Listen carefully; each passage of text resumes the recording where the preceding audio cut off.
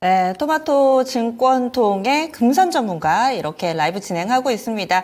포트폴리오가 좀 많이 비어있다, 어떻게 구성해야 될지 애매하다 하시는 분들은 이 금산 전문가의 라이브 방송 참고해 보시면 좋을 것 같네요. 우리 정부에서 밸류업 프로그램 이야기가 나오기 전부터 이 자산 가치에 대해서 상당히 좀 강조를 하시면서 선별적으로 미리 좀 사보자라는 이야기 많이 해주셨거든요. 그래서 수익 나신 분들도 있으실 겁니다. 전체적으로 포트 어떻게 구성하는지 아직 종목은 이야기를 안 해주셨는데 구체적으로 궁금하신 분들은 유튜브 토마토 증권통 들어가 보시면 함께 하실 수 있습니다. 무료로 다 열려 있고요. 저희는 이제 종목 상담 해보도록 하겠습니다. 퍼스트 프라임 리서치의 손여로 팀장 함께하고 있습니다. 그러면 첫 번째 종목 상담부터 출발해 볼게요. 전화 받아봅니다. 안녕하세요. 안녕하세요. 네, 반갑습니다. 네, 감사합니다. 예, 어떤 종목이 궁금하세요? 부광약품이고요. 네. 6,650원에 12%요. 언제 사셨어요? 이거를 6,900원에 6% 사고, 그 6,900원대 6% 사고, 네. 6,300원대 또 6% 사서 맞춘 거예요. 예. 그러면 이 종목 분할 매수를 하셨는데 어떤 점이 좋아 보이셨어요?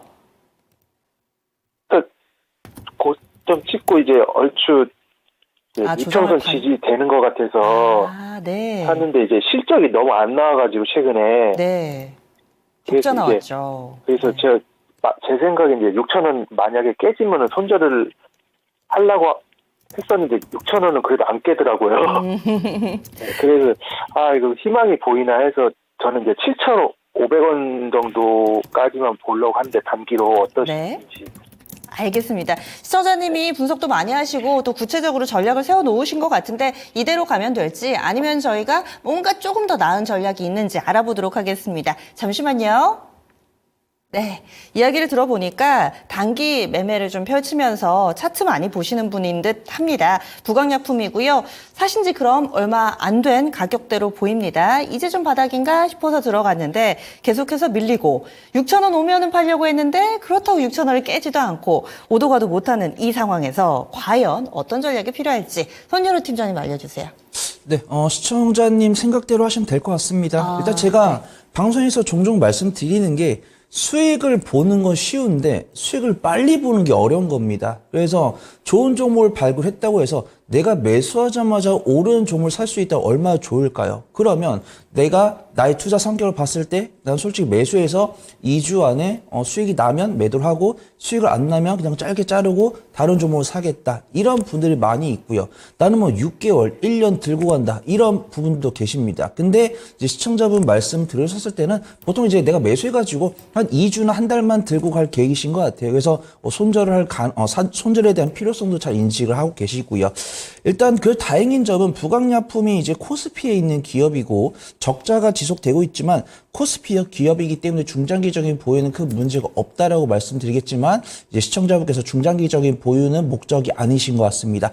그래서 부광약품 같은 경우는 우리가 흔히 알고 있는 약품을 팔고 있는 기업이면서 신약 개발도 하고 있는 제약바이오 기업이다. 그렇게 좀 말씀을 드리도록 하겠습니다. 지금도 보면은 물론 엄청나게 잘한 기업은 아니지만 2021년 대비해서 2022년에 조금 손실폭이 커진 이유는 이 부광약품이 코로나19에 대한 백신을 개발한 이력이 있기 때문에 이 덱사메타손이라고 들어보셨을 겁니다. 이 덱사메타손 백신 치료제를 개발하면서 거기에 이제 비용이 들어갔습니다.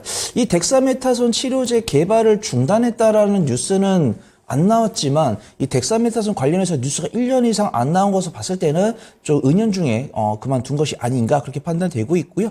부광약품 최대 주주가 OCI 홀딩스입니다. 그래서 지금 보면은 1월 초중반에 강세를 보여줬던 이유가 이제 한미약품과 OCI 간의 합병 뉴스가 있다 보니까 합병이 됐을 때 그 아랫단에 있는 자회사들로 낙수요가 있지 않을까 이 부분이 있습니다. 일단은 조금 소강 상태로 갔죠.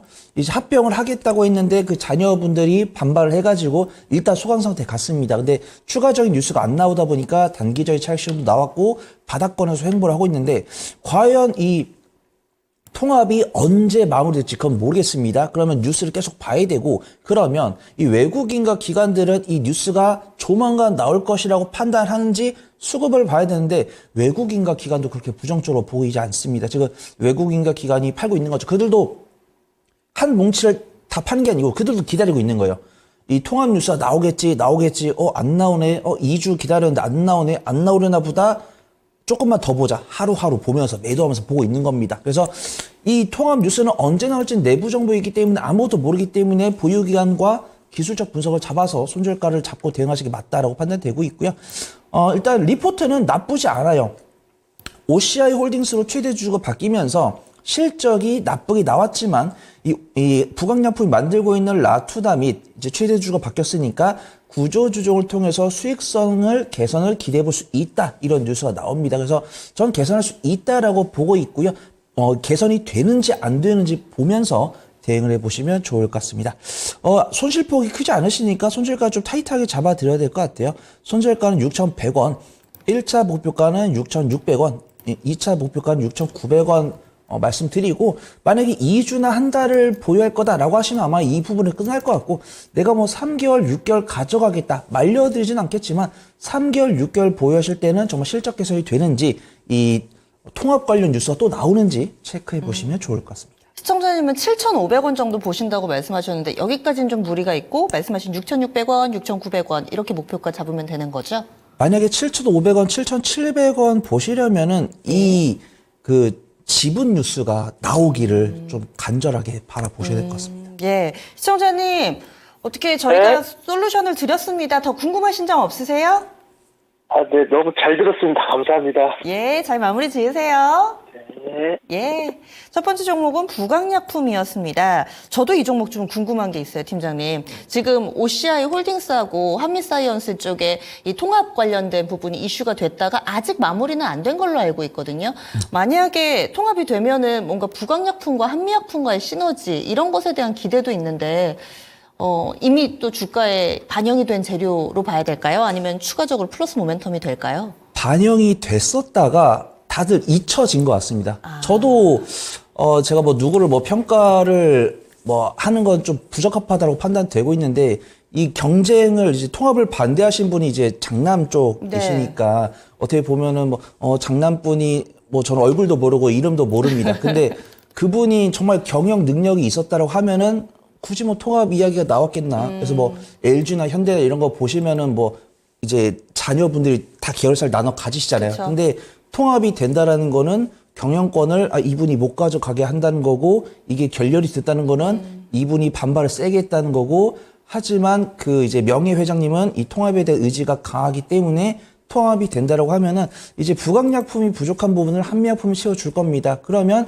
통합 쪽으로 간다라는 기대감이 나오면 다시 또 부강약품이 강세를 보일 거고, 통합이 마무리되면은 이제 부강약품에서 단기적인 차익실이 나오면서 부강약품이 이제 다시 밸류에이션 관점으로 접근해야 되는 것이 맞지 않을까 좀 판단해 보도록 하겠습니다. 예, 알겠습니다. 부강약품 최근에 가장 좀 근래에 발생했던 이슈까지 좀 점검을 해드리면서 종목 상담 받고요. 그리고 바다의 별님 안녕하세요 하시면서 종목 신청해 주셨어요. 김한기님, 서영수님, 그리고 요트신님께서도 인사 나눠주고 계시는데 우짜우짜님 오늘도 함께해 주고 계십니다. 이정원님 그리고 너구리님도 일찌감치 종목 신청해 주셨고요. 부자대자님 필명이 언제 읽어도 기분이 좋습니다.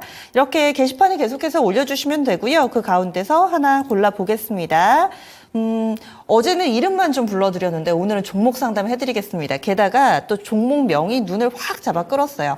바로 김미양님께서 신청해주신 선암입니다. 오늘 상한가로 거래를 마쳤죠. 네, 이런 종목은 어떤 분이 강심장으로 매매를 하실까 싶었는데 우리 김미양님 선암으로 크게 또 수익을 내셨고 지금도 수익 구간에 있습니다. 5,000원에 25% 보유하고 계시다고 이럴 경우에는 30% 정도 지금 수익 구간에 있는 상황이고요. 원래는 비중이 40%나 되셨대요. 그런데 6,000원에 15% 수익 실현하고 나머지 물량을 들고 있었더니 현재 가격까지 왔다고 이렇게 이야기를 해주시네요. 뭔가 단타에 특출난 재능이 있는 분이 아니실까 싶은데 오늘 상한가 그리고 끝날 듯 끝나지 않는 초전도체 관련된 종목 함께 좀 봐주시면 좋을 것 같아요. 네, 뭐 축하드린다고 말씀드리면 되지 뭐 별다르게 말씀드릴 건 없을 네. 것 같습니다.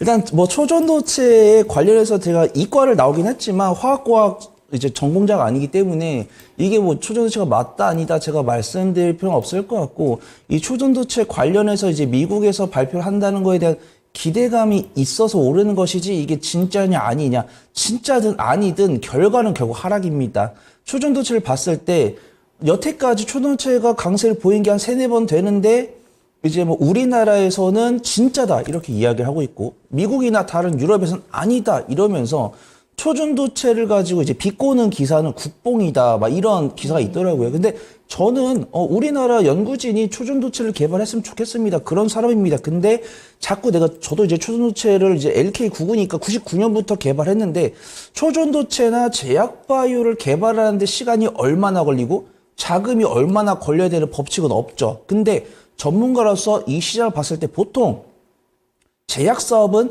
7년에서 9년이 걸리고, 그럼 초전도체는 그 이하가 걸릴지 그 이상이 걸릴지 모르겠는데, 이제 그래도 이제 그 화학 쪽에서 저명하시는 분들이 초전도체 개발하고자 하는 기간이 조금 오래 걸린다, 생각보다 오래 걸린다, 처음부터 좀 어려운 것이 아니냐 이런 이야기를 하시는 분도 계시지만 초전도체에서 다들 긍정적으로 생각을 하시고 사실 뭐 아니라는 걸 알면서도 사시니까, 그 다음에 주가 올라가니까 제가 뭐라 드릴 필요는 없다라고 판단되고, 이거 그냥 기술적 분석만 해드리면 될 것 같아요. 그래서 선암 같은 경우는 오늘 상한가에 접근했고 수급이 정말 이쁩니다. 외국인과 기관이 강한 순매수 들어오고 있어요. 외국인 4개월 연속 순매수 들어오고 있고, 기관이 오늘 순매수 들어왔는데 외국인과 기관이 보통 이런 매매를 하다니 혼나야 되는 게 아닌가 싶습니다. 보통 외국인과 기관이 상한가를 만드는 경우가 많지 않은데, 그렇다고 해서 뭐 실적 섹터도 아니고 성장 섹터도 아니고 약간 테마기 있는 섹터인데 이제 외국인과 기관이 그냥 뭐 야수들만 들어오세요 막 이런 식으로 만든 것 같은데, 일단 뭐 좋은 결과 나왔고 추가적인 좋은 결과 나오시기를 바라고요. 아마 다음 주쯤에 발표를 한다고 하니까 한 다음 주쯤에 매도 준비를 해보면 좋을 것 같은데, 제가 이 자리를 떠난다고 해서 갑자기 부정적인 뉴스가 나왔을 때도 미끄러질 수 있는 게 초전도체 관련 종목이니까 대응은 그 4시간 단위로 좀 심도 있게 해보시면 좋을 것 같습니다. 자, TS 구간은 6,200원을 TS 구간으로 잡아드리고요. 1차 목표가는 7,900원, 2차 목표가는 9,000원, 3차 목표가는 1,500원 잡고서 한 3거래일, 4거래일 분할 매도해 보시면 최적화된 매도 가능하실 것 같습니다. 네, 선암 말고도 김미영님께서 고영도 들고 계신데 이 종목도 좀 수익 보고 계시거든요. 상당히 좀 매매를 잘 하고 계시는, 수익을 내고 있는 그런 포트입니다. 선암 같은 경우도 원래 하시는 대로 짧게 매매해 주시면 될 것 같습니다. 따라서 1차 목표가는 7,900원 정도로 설정을 해드렸고요. 리스크 관리 라인은 6,200원입니다. 사신 가격 5,000원이니까 뭐 리스크 관리 가격이더라도 수익은 담보된 상황이 아닐까 싶은데요. 잘 즐기시면서, 그렇다고 손 놓고 있으시면 안 됩니다. 4시간 단위로 짧게 시세를 좀 체크해 주시는 게 어떨까, 이렇게 해서 투자 전략 세워드렸고요. 김미양님, 지금도 상당히 좀 큰 수익 내고 있는 포트폴리오 잘 지키시면서 이런 기조 하반기까지 잘 이어가시기를 바라겠습니다. 그리고 종목 더 보겠습니다. 지금 계속해서 종목 진단 신청해 주시고요. 저희가 장중에도 진단 프로그램들이 있습니다. 그래서 장중에 해드렸던 부분 같은 경우 중복이 되면은 또 유튜브 게시판에 이 주소도 올려드리고 하거든요. 그 부분 참고해 주시면 좋을 것 같아요. 이어서 전화 받아보겠습니다. 시청자님, 안녕하세요. 네, 안녕하세요. 어떤 종목이 궁금하세요? 네, 스코넥이요. 스코넥 얼마에 사셨어요? 8,000원에 10%요. 8,000원에 10% 수익 내고 계세요. 네. 근데 8,000원에 사셨으면 사신 지는 좀 되셨어요? 예. 아, 그럼 이 종목 지금 수익권이신데 어떤 점이 궁금하실까요? 이건 뭐 게임 회사라고 그러던데. 네. 회사 내용이 궁금하신 거세요? 네. 이거 앞으로 뭐 갈 수 있는 건지 없는 건지. 더 갈 수 있는 건지. 전망 있는 건지. 네. 시청자님이 사고 나서도 지금 10,000원 넘었던 적도 있는데 그때는 안 파셨어요? 네, 못 팔았어요. 보지를 못해가지고. 그러시군요. 자주 보시는 분이 아니라, 그러면 원래 중기적으로 좀 묻어두세요? 예. 그러면 스코넥도 좀 목표 수익률이라든지 뭐 정해진 기간이라든지 이런 게 있으세요? 그런 건 없고요. 없으시고. 알겠습니다. 저 지금 전망이 있는 것 같아서, 네. 어, 말씀하셨군요. 때 기간이 되면은 거기에 합당한 사업비 올라올 줄 알고, 네. 그래서 내가 볼 때는 전망이 있을 것 같은데 전문가는 또 어떻게 생각하시는지 몰라가지고. 네, 연락 잘 주셨습니다. 그래서 예, 예. 다양한 시각이 필요하니까 저희가 좀 의견을 전해드릴게요. 끊지 마세요. 예, 고맙습니다. 단기로 매매하신 분들이 요즘에는 상당히 많으신데 우리 시청자님은 좀 진드간이 매매를 하시는 스타일이신가 봐요. 이런 경우가 또 좋은 종목 사놓으면 큰 수익 봅니다. 그런데 다소 좀 아쉬운 부분은 이 종목 같은 경우는 단기에 굉장히 크게 좀 시세를 냈다가 다시 반납했다 지금 다시 수익권입니다. 과연 직전 고점까지 갈 수 있을지 이 종목 좀 내용도 궁금하고요. 어떻게 앞으로 전략을 세워볼까요? 네, 확실하게 실적이 개선될 것이다라고 전망되는 기업답게 변동성이 큰 모습 보여주고 있고요. 만약에 이 기업의 실적이 증명되고 있는 종목이었다고 하면은 이동평균선 사이에서 좀 지지하는 모습이 나왔어야 됩니다. 근데 어떤 긴축에 대한 우려가 조금만 나오더라도 훅 밀리고, 그 다음에 뭐 애플 비전 프로나 이런 거 판매 흥행 기대감이 나오면 훅 올라버리죠. 그래서 뭐 스코넥을 제가 뭐 무시하려고 하는 것은 아니지만 실적 발표 전까지 이렇게 변동성이 클 수 있는 종목이기 때문에 시청자분께서 나는 뭐 6개월, 1년 들고 가겠다 이렇게 말씀드린 거에 대해서 부정적으로 말씀드릴 필요는 없겠지만 조금 영악하게 매매하시는 게 기대 수익률을 키울 수 있는 종목이다. 좀 말씀을 드리도록 하겠습니다. 신규 상장을 2022년 2월에 했기 때문에 중장기적인 보유에 큰 문제가 없는 종목입니다. 그 다음에 적자를 기록을 하고 있지만 코스닥 기업 같은 경우는 그래도 적자를 4년까지 봐주니까 그런 부분들 감안해 보시면 좋을 것 같고요. 기업 개요를 보면은 메타버스, XR 기기에 필요한 게임이나 컨텐츠 사업을 영위하고 있습니다. 매출액은 점진적으로 나오고 있는데 아직 흑자로는 전환이 못 됐습니다. 하지만 증권사 리포트는 꽤나 나오고 있습니다. 일단은 스코닉이 메타랑 공동개발 슈팅 게임을 올해 4월에 출시한다는 뉴스가 나와 있고, 애플이나 삼성전자가 출시할 XR 기기에도 들어갈 수 있는 컨텐츠를 만든다고 했으니까 이 기업은 지금은 정말 실적 개선이 보이고 있지는 않지만 올해 하반기에 실적 개선이 나올 가능성이 있는 기업이다. 이렇게 말씀을 드린 겁니다. 제가 실적이 나올 가능성이 있다라고 말씀드렸지 실적이 무조건 나온다고 말씀을 안 드렸으니까 그 부분을 체크를 하셔야 되시고, 실적이 가시화가 안 되는 종목은 확실하게 대외 매크로 변수에 취약합니다. 지금 스코넥 차트를 보면은 이제 시청자분께서 하루에 한 번씩은 보셔야 되는 종목이에요. 왜냐하면 비전 프로가 잘 팔렸다는 뉴스가 나오면 뭐 10%, 15%씩 움직이죠. 그 다음에 제롬 파월 연준 의장이 기준금리 인하를 천천히 생각해 보겠다 이야기하니까 그냥 막 20%씩 빠지잖아요. 만약에 이 기업이 2차 전지였거나 반도체였다고 하면은 변동성이 더 적거나 안전하게 5% 내외로 움직이면서 지지를 했겠죠. 근데 아직 실적이 안 나오는 기업이다 보니까 이런 대외 매크로 변수, 그 다음에 주요 인사들의 발언, 이거에 대해서 좀 민감하게 반응을 하고 있으니까 시청자분 전화 목소리를 들었을 때는 조금 연세가 있으신 것 같아요. 그래서 좀 시청자분께 맞지 않는 종목 같다. 좀 말씀드리고, 일단 보유하고 있고 수익 중이시고 수익 기회를 한번 놓쳤으니까 이번 기회에 안전하게 매매를 해보신 다음에 내가 정말 스코넥과 맞는지 그 부분을 좀 체크를 해보시면 좋을 것 같습니다. 제가 트레이딩 스탑 구간 8,500원 잡아드리고요. 8,500원 이탈하면 안전하게 수익 챙기시는 게 좋을 것 같다고 판단되고 있고요. 1차 목표가는 11,000원, 2차 목표가는 13,000원 잡고서 메타버스 콘텐츠 사업들, 그 다음에 XR기 판매 흥행 이런 것도 좀 체크해 보시면 좋을 것 같습니다. 네, 시청자님은 좀 호흡이 긴 매매를 하시는데 이 종목은 팔딱팔딱 이렇게 움직인다고 변동성이 커서 매일 보셔야 되는 그런 종목이라고 이렇게 의견을 드렸습니다. 시청자님 더 궁금하신 점 없으세요? 아니요. 예. 네, 잘 들었습니다. 수익 지금 보고 네, 계시니까 감사합니다. 잘 마무리 네. 지으세요. 예. 네, 고맙습니다. 스코넥 봐드렸습니다. 이렇게 수익을 내더라도 나랑 좀 합이 잘 맞느냐 안 맞느냐 이런 것도 중요한 것 같아요. 어떤 분들은 나는 그 종목만 들어가면 늘 손실이 나 이런 분들도 계시고 어떤 분들은 또 이 종목은 정말 효자 종목이야. 내가 매수할 때마다 수익을 줘. 이런 것들도 하다 보면 생기시는 것 같더라고요. 스코넥 이번에 좀 종목 봐드렸고요. 다음으로 게시판 조금 더 보도록 하겠습니다. 지금 올려주신 분이 젤퍼거TV님 안녕하세요. 반갑습니다. 지니님도 원익 IPS 신청을 해주셨고요. 다양한 종목군이 올라오고 있습니다. 휠라홀딩스도 오랜만에 봅니다. 이렇게 그 종목 올라오고 있는데요. 사이맥스 한번 봐드릴게요. 이 종목도 자주 올라오는 종목이 아니어가지고 아마 자료 찾으시거나 하시기가 조금 힘드셨을 것 같아요. 이정환 님이 유튜브로 신청을 해주셨고 사이맥스 오늘 종가는 14,190원이고 약간 오름세를 보여줬습니다. 다만 시청자님은 사신 가격보다는 아직 아래쪽에 있어요. 17,150원에 사셔서 비중이 10% 진단 부탁합니다 하셨는데 이 사이맥스 차트를 보니까 언제 사셨는지 한눈에 이게 확 보이더라고요. 아마 작년 9월에 이 직전 고점을 거의 최고가 썼던 날, 그날 17,150원이 왔었거든요.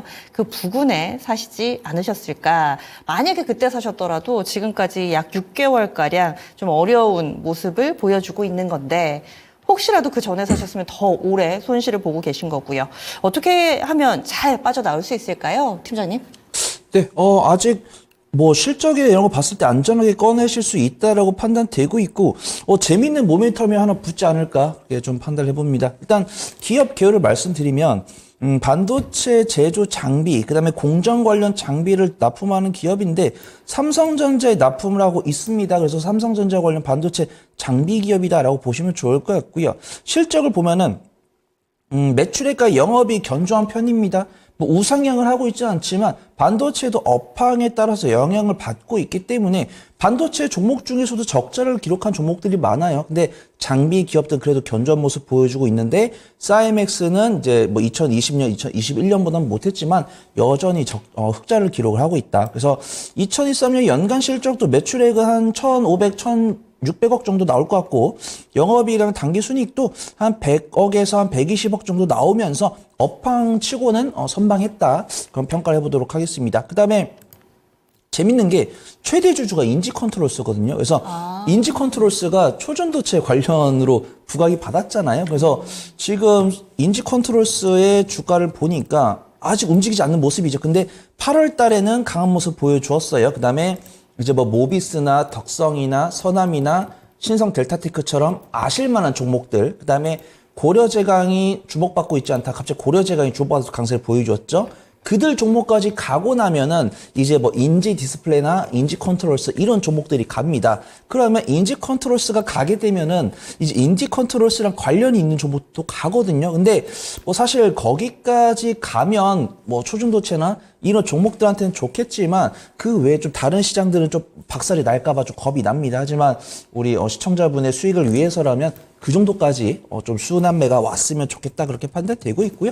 굳이 이 초전도체가 모멘텀이 부각이 되지 않더라도 본업을 통해서도 안정적으로 청산할 수 있는 기업이니까 조금 시간만 둔다라고 하면은 안전하게 꺼낼 수 있다라고 판단되는데 수익 청산 가능성 여부는 이 사이맥스가 보여준 종목들에 대해서 투자분께서 얼마나 집중하는지 그 부분이 중요하다. 요즘 말씀을 드리도록 하겠습니다. 수급 동향도 나쁘지 않은데 수상합니다. 지금 외국인 투자가 3일 연속 순매수 들어오고 있는데 순매수 금액이 증가하고 있죠. 그래서 굉장히 좀 수상하지만 제 사견으로서 좀 약간 초전도체로 부각시키려고 좀 외국인 투자가들 접근하고 있는 것이 아닌가 좀 판단을 해보도록 하겠습니다. 제가 손절가는 13,000원 잡아드리고요. 1차 목표가는 15,500원, 2차 목표가는 17,000원 잡고서 안전하게 손실 줄여서 빠져나온 다음에 만약에 내가 이걸 반도체로 접근했다. 그러면 반도체 대장으로 접근해 보시고 만약에 초전도체로 접근했다. 그러면 일단 안전히 빠져나오신 다음에 나중에는 소액으로만 눌림목에서 공략을 해보자. 그 좀 말씀을 드리도록 하겠습니다. 반도체인데도 전혀 빛을 보지 못하는 이런 종목군들은 지금 뭐 AI를 중심으로 한 반도체 기술들과 접점이 없어서 그런 거예요?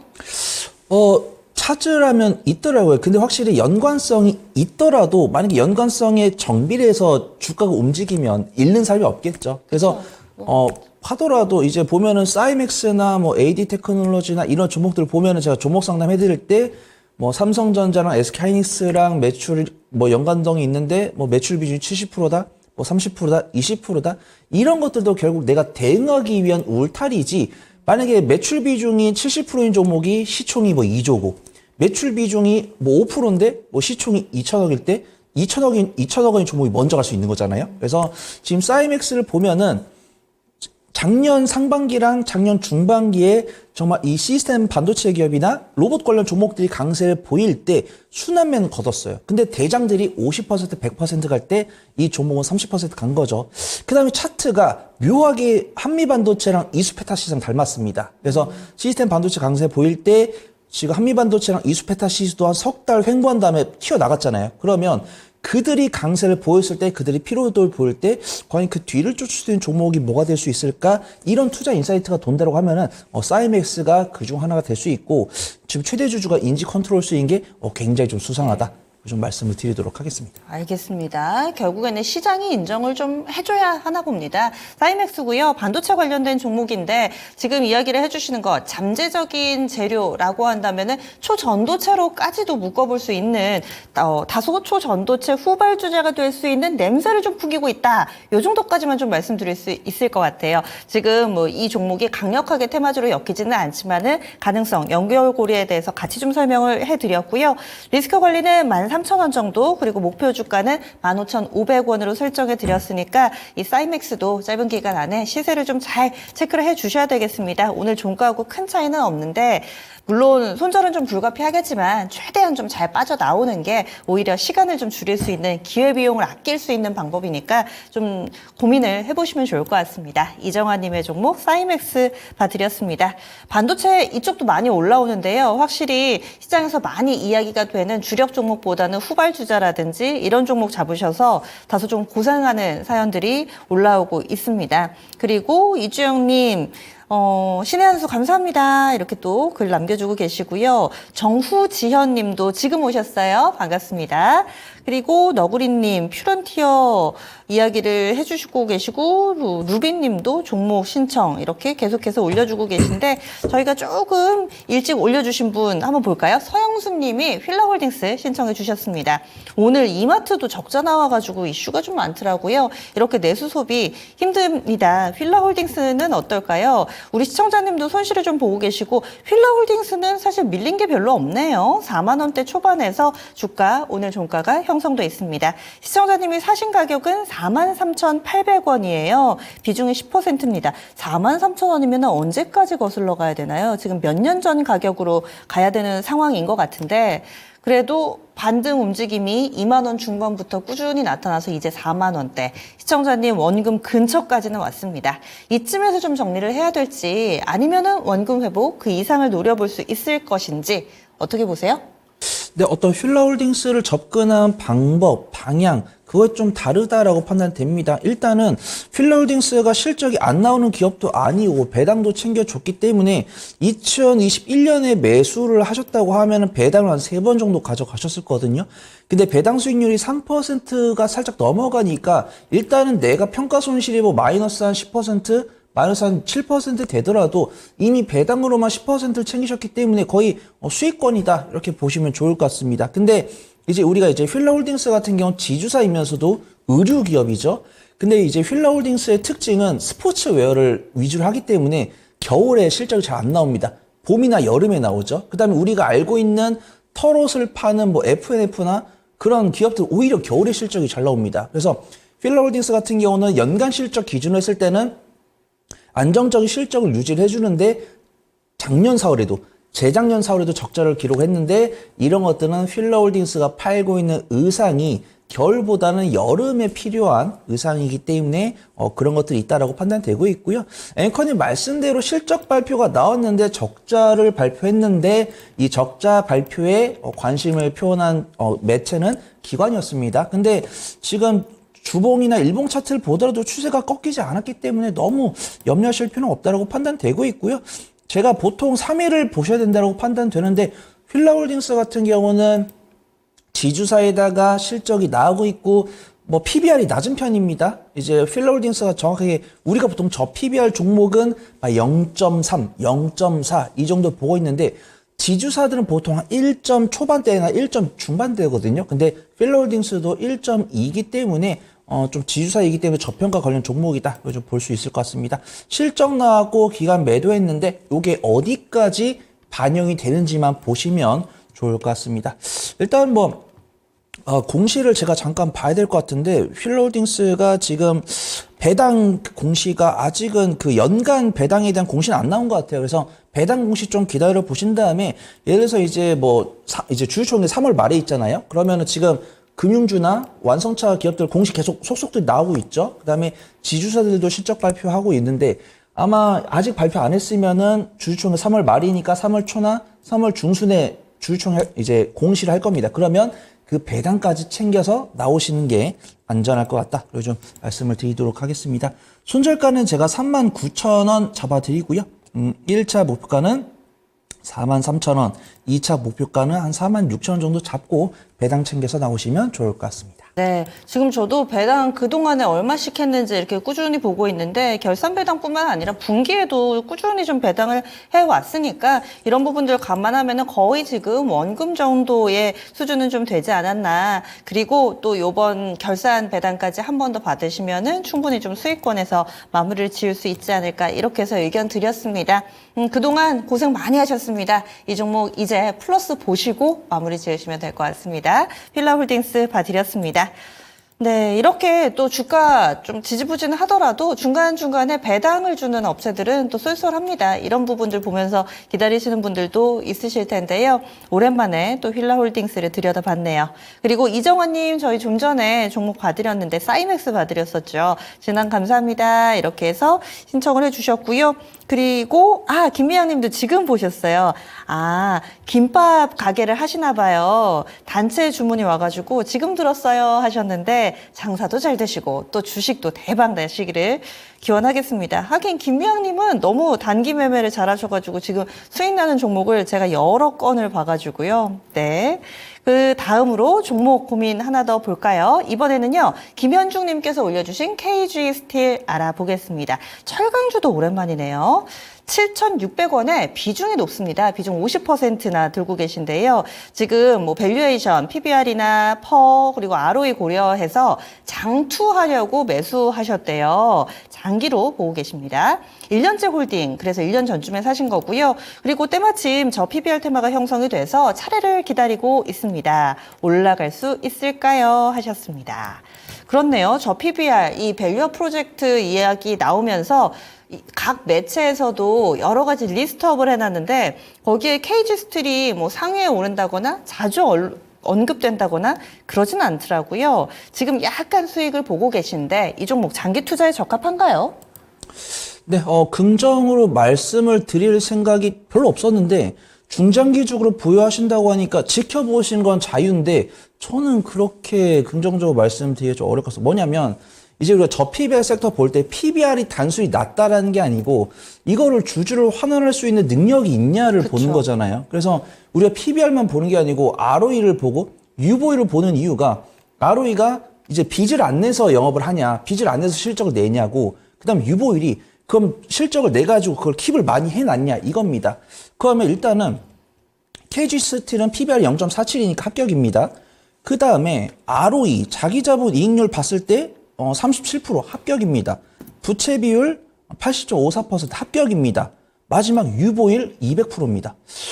그러면 주주 환원을 할 거면 자사주를 사서 소각을 하거나 주주한테 배당을 줘야 됩니다. 무슨 돈을 줄까요? 비유를 하자면 내가 정말 엄청난 영업 사원이어가지고 이게 떼와가지고 가공 잘해가지고 팔아서 많이 남겼는데 이제 막 잘 팔기 시작한 거예요. 주주한테 환원을 하려면 여기 뒤에 등교에 킵해놓은 돈이 있어야 되는데 쟁여둔 없는 있어야죠. 겁니다, 아직은. 네. 근데 지금 배당하는 금융주들 보세요. 삼성물산, 뭐 지주사 보세요. 유보율이 15,000%가 넘어갑니다. 그러면 KG 스틸은 합법적으로 우리가 주주 환원 정책을 하기 싫어서 안 하는 게 아니야. 돈이 있어야 하지. 이런 식으로 좀 시간을 끌 수 있는 거예요. 그 다음에 건설, 철강, 해운 이게 아직 강하게 움직이지 않은 이유가 PBR만 낮을 뿐이지 유보율들이 다 낮은 섹터입니다. 뭐 패션, 유통, 그 다음에 지주사, 자동차 이런 기업들은 영업이익도 잘 나오지만 유보율이 뭐 5,000%, 10,000% 넘는 기업들입니다. 그래서 만약에 제가 틀릴 수 있죠. 갑자기 KG스틸이 저 PBR 관련 부각받아서 갑자기 내일 바로 날아갈 수 있습니다. 하지만 저는 제가 봤을 때는 좀 그럴 가능성이 좀 희박해 보인다. 그렇게 판단되고 있고요. 제가 제일 믿는 외국인가 기관도 그렇게 크게 동조를 하지 않는 것 같습니다. 지금 외국인가 기관에 강한 매도세가 나오고 있으니까 제가 만약에 제가 틀릴 수도 있는데 일단 손 팀장이 말했던 이야기를 듣고 있다가 1주가 지나고 2주가 지나도 오르지 않는다고 하면은 조금 이제 투자 포인트 바꿔보시는 게 좋지 않을까 좀 말씀을 드리도록 하겠습니다. 예, 알겠습니다. 그러면은 지금 뭐 가격 전략은 딱 정해주시지는 않는 건가요? 가격 전략은 제가 손절가는 7,600원 잡아드리고요. 1차 목표가는 8,400원, 2차 목표가는 9,100원 정도 보시면 좋을 것 같습니다. 네. 그래서 시청자님은 이번에 지금 붐이 일고 있는 저 PBR 테마의 이 종목이 영향을 받을 수 있을 것인가, 덩달아 오를 수 있을 것인가, 이런 기대를 좀 가지고 계셨던 것 같은데요. 요목조목 살펴보니까 이 종목은 일단 유보율 측면에서는 약간은 좀 아쉬운 점수를 받았기 때문에 그래서 크게 이번 테마에 좀 편승할 만한 기대를 가지기는 어렵다. 설명이 나왔습니다. 다만 리스크 관리 라인이 거의 매수하신 가격이세요. 7,600원이니까 손해보실 일은 그래도 좀 없지 않을까 예상을 해봅니다. 8,400원, 9,100원 이렇게 각각의 분할 매도 전략으로 목표가까지 설정해드렸습니다. 김현중님, KG스틸 장기 투자하신다고 하셨는데 조금 더 탄탄한 종목 사신다면 더 큰 수익 내실 수 있을 것 같아요. 응원하겠습니다. 이렇게 해서 오늘의 종목 상담 마무리 짓겠습니다. 그러면은 내일장 전략 알아볼게요. 내일장은 어떻게 전개가 될지 중요한 포인트들 알려주세요.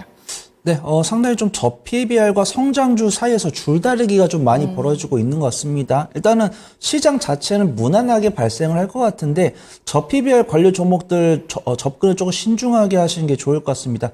일단 저PBR 관련 종목들도 뭐 PBR 0.4, 0.5 되는 종목들이 바닥 대비 50% 이상 올라오다 보니까 PBR이 거의 0.9까지 올라오는 모습들을 보여주고 있고요.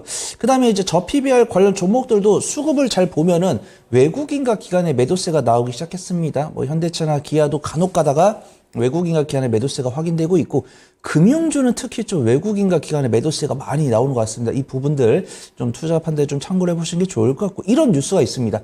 보통 신용 자금이 코스닥에 많이 몰리는데 코스피에 신용 자금이 몰렸다고 합니다. 그 코스피의 신용 자금이 저 PBR 관련 종목으로 갔다라고 하고 있고요. 보통 외국인과 기관은 신용 자금을 잘 안 씁니다. 그러면 그 신용 자금을 쓴 투자자 아마 개인일 가능성이 있다라고 판단되고 있고요.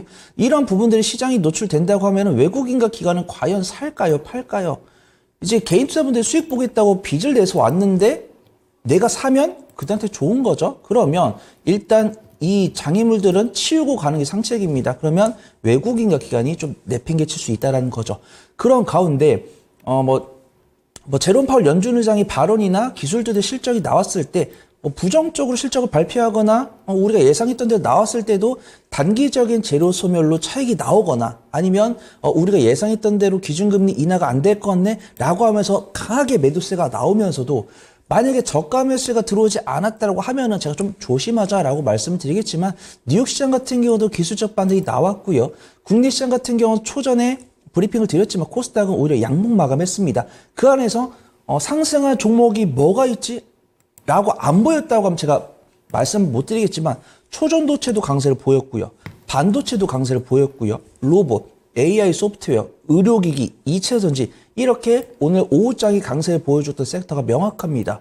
근데 이 강세를 보여줬던 섹터가 개인 투자분들에 의한 매수세였다고 하면 제가 조심하자라고 말씀을 드렸겠지만 외국인과 기관의 매수세가 들어왔기 때문에 그 다음에 로봇이나 의료의 이차전지 이런 종목들에 대한 기술적 위치가 괜찮기 때문에 충분히 좀 공략을 해볼 만한 섹터다. 그렇게 좀 말씀을 드리고요.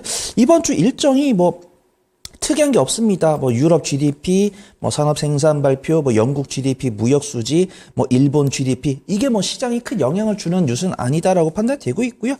연준 위원들도 발언이 있지만 그렇게 좀 이렇게 비중이 크신 분들 아니니까 참고해 보시면 좋을 것 같고 실적 발표도 카카오나 아프리카 TV, 어플라이드 머티리얼즈 기술주 정도 보시면 좋을 것 같습니다.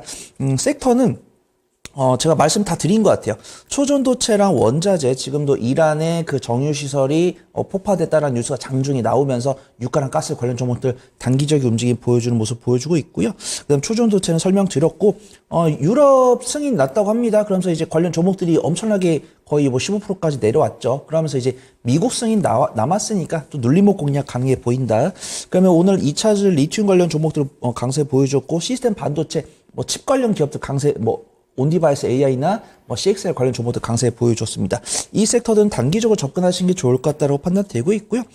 수익 관점으로는 뭐 2차전지 양극재 큰 기업들, 뭐 에코프로나 에코프로 PM, 코스모 신소재, 포스코 퓨처엠 좋은 모습 보여주고 있고요.